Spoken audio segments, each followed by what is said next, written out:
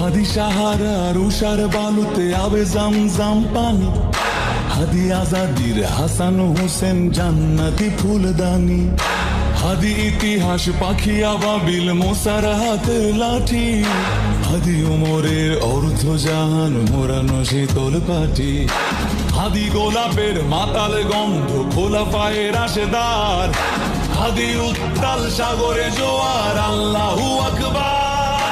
আবু বকরের সিদ্দিক থেকে আলোর ঝর্ণা এনে হাদি জেগেছিল তরুণ আলীর সাহসের সুধা টেনে।